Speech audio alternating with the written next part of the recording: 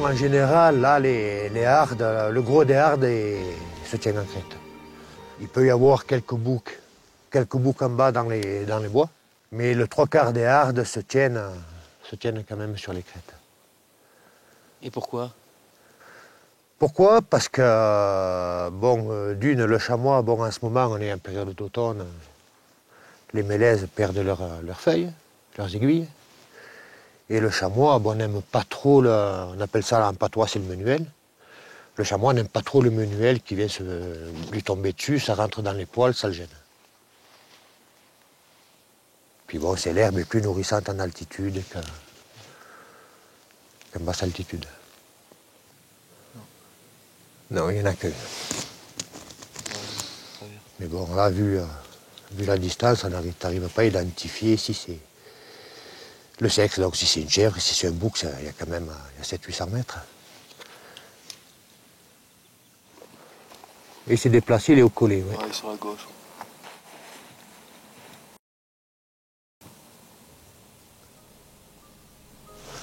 Ben, va falloir aller le chercher. Il faut s'armer de patience et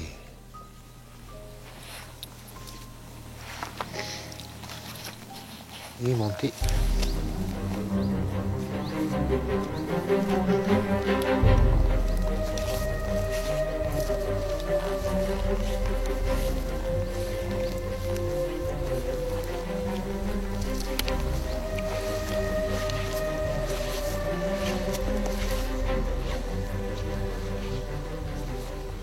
Il reste sur son arête alors. Il surveille. Il surveille, mais tiens, la harde est derrière. Il va falloir être vigilant quand on va sortir en crête.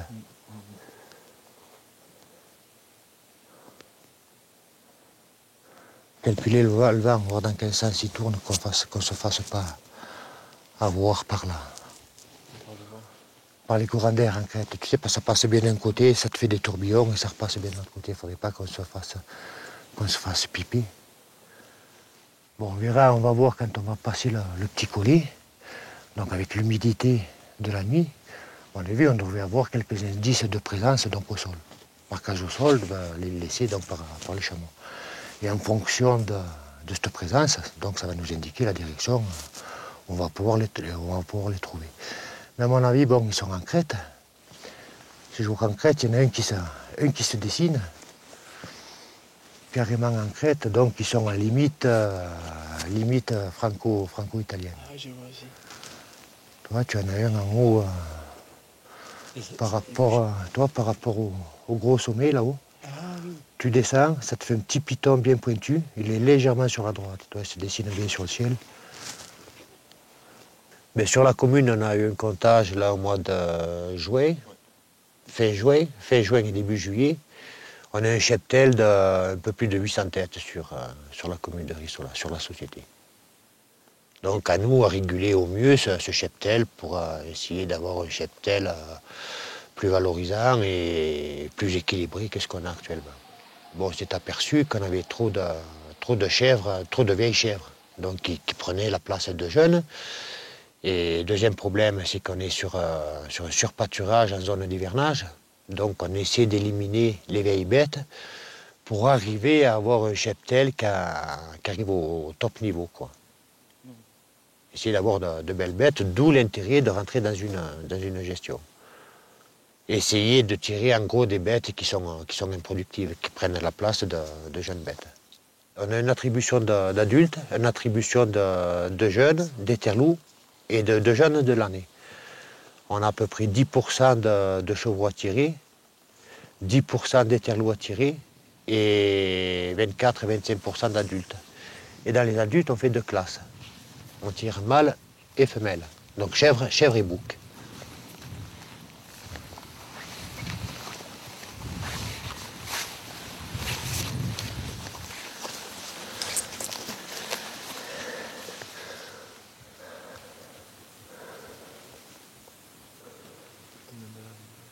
Un, 2, 3, 4, 5, 6, 7, 8.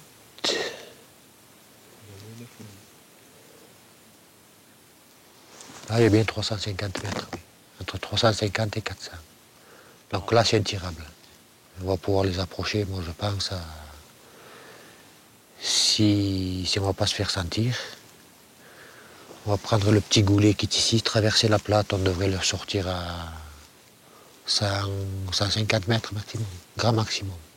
Le but, c'est bien identifier la bête et de faire un beau tir. Et bon, je pense que c'est réalisable. Les approcher une centaine de mètres, oui, c'est réalisable. Il va falloir sortir la méthode Sioux, pas de velours, parce que c'est une bête qui voit bien, qui entend bien, qui a un sens de l'ouïe très développé et un odorat formidable, quoi. Donc si on est à bon vent, on va pouvoir les approcher de très près. Une centaine de mètres, je pense qu'on va pouvoir les approcher. Si malheureusement le vent tourne, bon, il risque d'échapper, de retourner côté italien. Mais bon, j'ai grand espoir quand même. J'ai grand espoir. Mais comme dit dans le Cara, il va falloir affûter les semelles pour essayer d'approcher cette harde.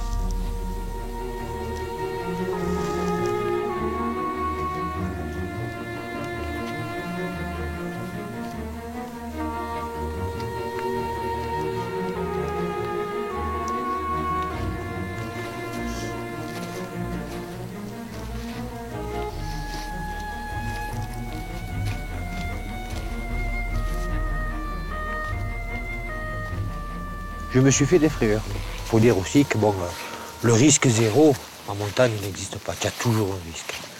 Que ce soit par beau temps, par mauvais temps, à la limite, tu peux avoir plus de risques par beau temps que par mauvais temps. Parce que bon, par beau temps, tu te méfies. C'est des passages que tu connais, tu es tellement sûr de toi que c'est là où les accidents arrivent. Mais bon, et puis bon, quand ils étaient petits aussi, c'est vrai je leur avais fait mener un train d'enfer quand on avait traversé tout l'Asti, où bon, on n'avait pas été aidé par le temps. On a eu la neige, on a eu la pluie, on a eu le vent. Oh, tu dois avoir, Damien avait une dizaine d'années, toi tu en avais 12. Tu avais 12 ans. Puis bon, on ne pouvait pas s'arrêter pour casser la croûte, tellement il faisait froid, tu vois. Donc ça l'avait un peu freiné, tu vois. C'était impossible.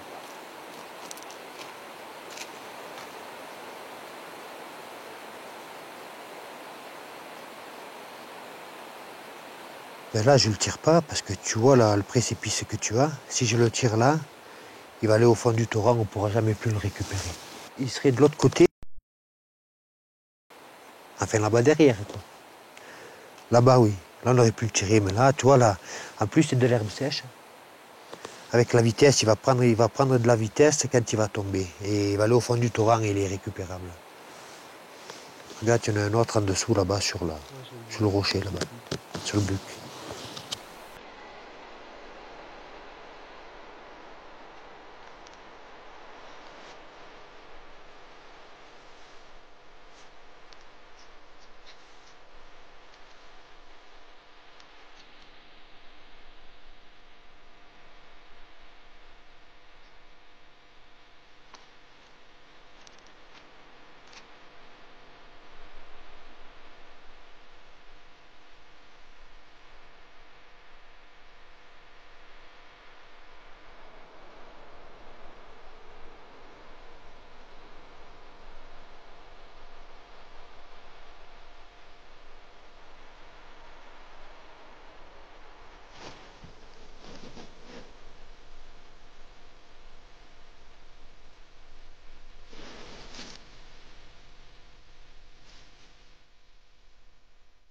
c'est la kératoconjonctivite.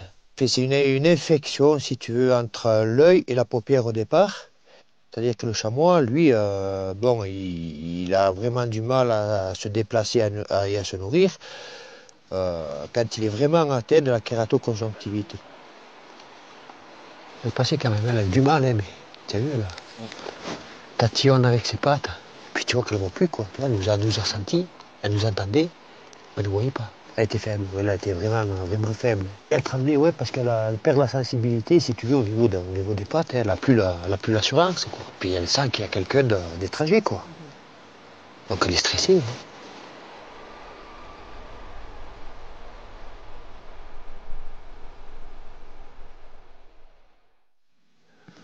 On pourrait monter là dans le torrent le long de la barre.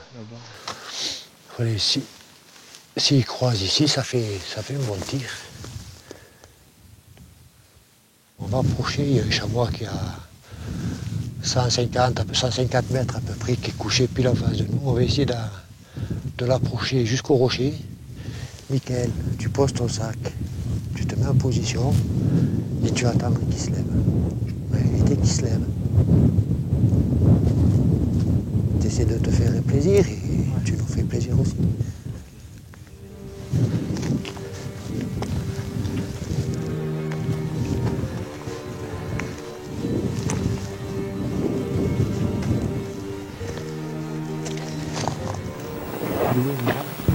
Là en face. Tu le vois là-bas? Il monte. Appuie-toi comme il faut. Appuie-toi sur le sac si tu veux. Ne bouge pas surtout, hein.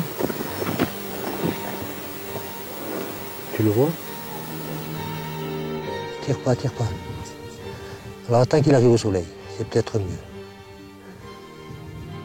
On va être bien obligé de se tourner quelque part.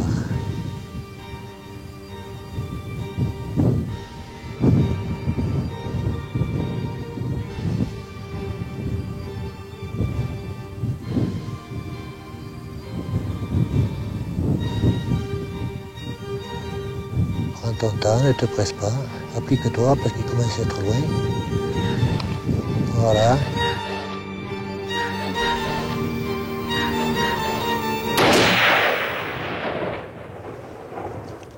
Tu as tapé dessus, réarme. Il vient vers nous, voilà.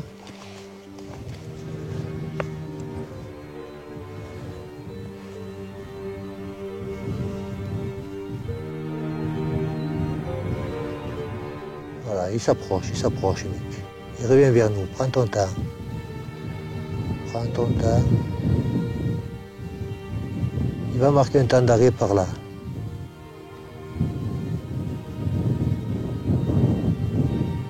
Il revient. Calme-toi. Il nous vient dessus, Mick. Appuie-toi comme il faut.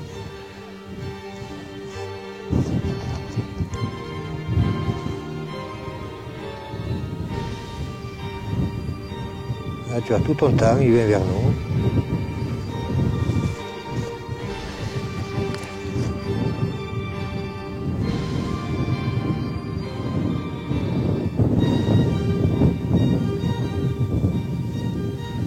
Il tire plus, ça fait...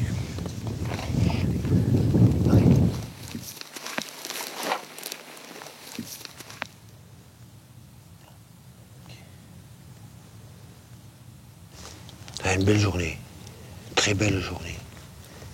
Journée d'automne, formidable, relief, soleil. On a vu du gibier. On a vu du chamois, bon, ça n'a pas voulu réussir. Peut-être un peu trop, pas assez appuyé, pas assez calé. Ouais. Une distance pareille, c'est... On choisit, on sélectionne. On est obligé de sélectionner. Enfin, on est obligé. Pratiquement obligé de sélectionner une belle bête.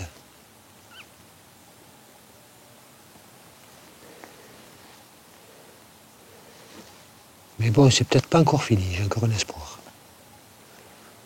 J'ai encore un espoir. Comme on dit, tant qu'on n'est pas là à la voiture, la chasse n'est pas terminée.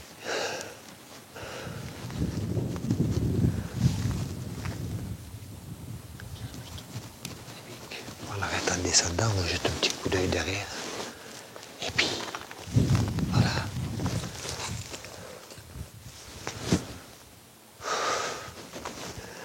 Puis voilà.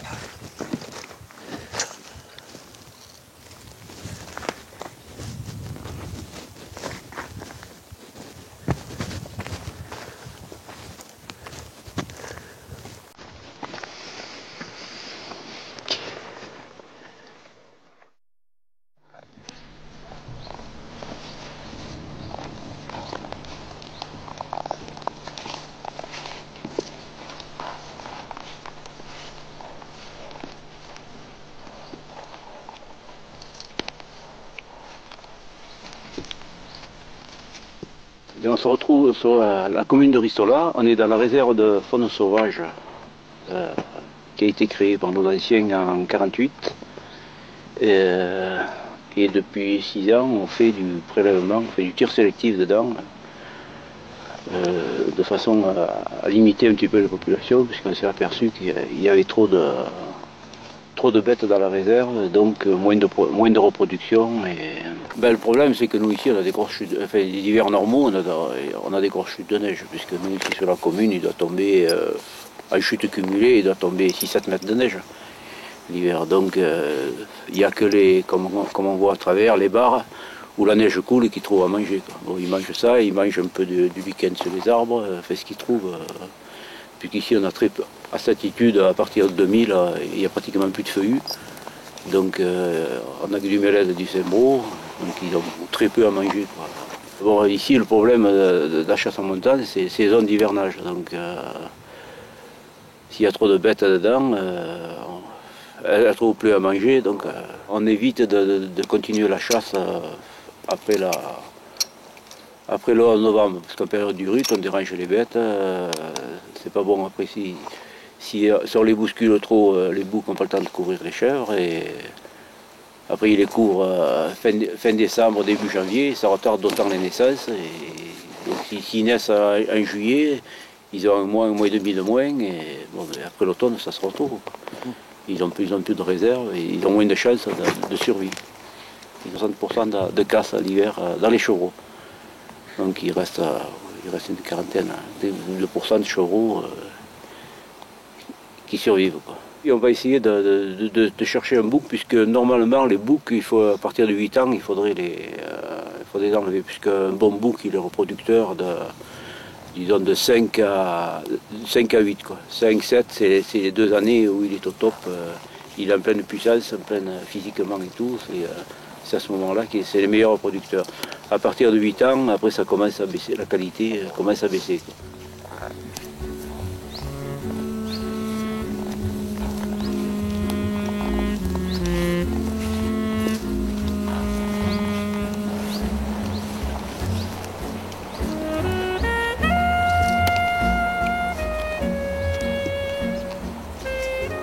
On va essayer de monter le plus haut possible, comme il avait se diriger vers une espèce de petit torrent derrière, pour avoir le plus de champ possible, pour essayer de le repérer, voir s'il s'est couché au pied d'un arbre, s'il continue à manger.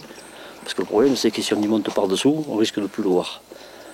Et c'est en montant sur le côté, comme le soleil va sortir, les courants d'air vont remonter, on ne se fera pas sentir. Tant que le soleil passe, on n'est pas dans le soleil, le courant d'air descend. Et une fois que le soleil arrive en fond de vallée, c'est le contraire, c'est le vent qui remonte. Et souvent là, c'est souvent là où on se fait sentir. C'est pour ça qu'il faut jouer avec, ruser avec le vent. Normalement, on est dans une réserve, on ne devrait pas tirer au-dessus de 100 mètres. Donc 200 mètres, c'est une très bonne portée, hein, pour arrêter un animal propre. C'est vrai qu'après en dessus, dans un peu qu'on bouge, on ne prend pas un organe vital, et puis là, on risque de déranger la bête et peut-être même de la perdre. C'est pour ça qu'il faut mettre toutes les choses de notre côté pour faire un tir propre. On est limité en nombre de coups de carabine. Donc c'est-à-dire qu'on a droit à 2 balles. Si on manque la première, on peut en retirer une, plus 2 après si la bête est blessée. Mais si on a manqué les 2 premières balles, normalement, on doit arrêter la chasse pour la journée. Pour la réserve, on a dû avoir, je pense, 30 bracelets. Donc il y a eu 25 adultes et 5 chevreaux. Il a pu traverser aussi de là-bas. essayer de remonter par là-dessus. Oui, de l'autre côté. Essayer de voir. Il a traversé, je pense que monter de là. Monter de là et refaire le tour. Pigné. Quoi, tu me dis, ouais. Je veux dire, même à la limite, s'il part, on le ramène. Traverser le tour.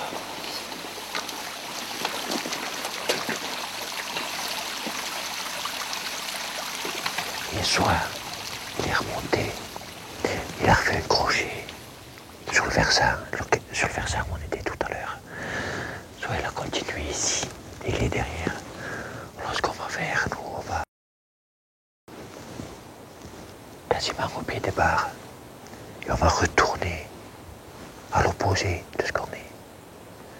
Voir si effectivement il est retourné là-bas. Et bon, on a de fortes possibilités de rencontrer d'autres sur un peu plus haut. On remonte un peu là. Parce que il n'a pas été visité, il avait 2 sauts.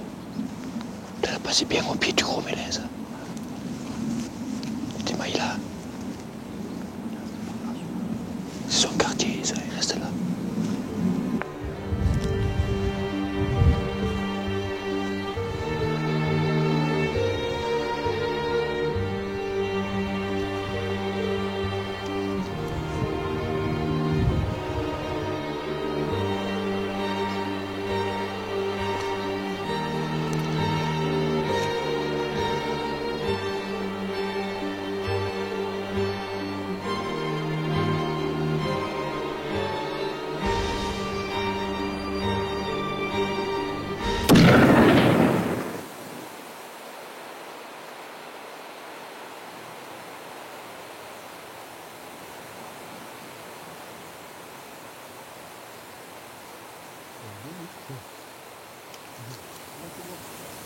C'est bon, il roule.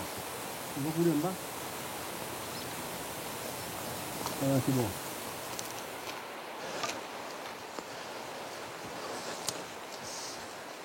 Il a quand même fait un beau saut de là. Hein. Mais voilà. Tiens.